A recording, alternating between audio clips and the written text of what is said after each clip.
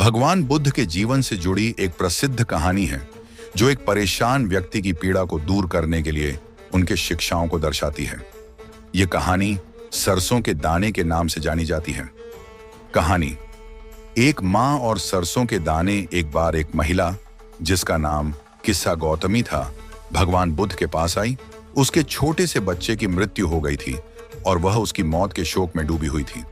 उसने अपने बच्चे को फिर से जीवित करने की प्रार्थना की। उसकी व्यथा देखकर भगवान बुद्ध ने उसे सहानुभूति से सुना और कहा, तुम्हारा बच्चा जीवित हो सकता है, लेकिन इसके लिए तुम्हें एक शर्त पूरी करनी होगी। महिला ने आशा के साथ पूछा, क्या शर्त है? बुद्ध ने कहा, तुम्हें किसी ऐसे घर से एक मुट्ठी सरसों के दाने लाने होंगे जहां कभी किसी की मृत्यु ना हुई हो। महिला का प्रयास किस्सा गौतमी तुरंत गांव-गांव जाकर सरसों के दाने मांगने लगी।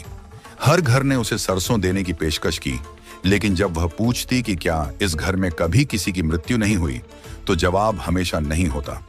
हर घर में किसी न किसी ने अपना प्रियजन खोया था।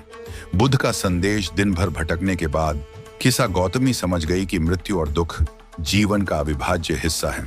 वह अपने शोक से बाहर निकली और बुद्ध के पास लौट आई। उसने कहा, भगवान, मैं समझ गई हूं कि यह संसार अनित्य है। सभी को किसी न किसी दिन अपने प्रियजनों को खोना पड़ता है। बुद्ध ने मुस्कुराते हुए कहा, दुख से मुक्त होने का पहला कदम यह समझना है कि संसार में सब कुछ नश्वर है।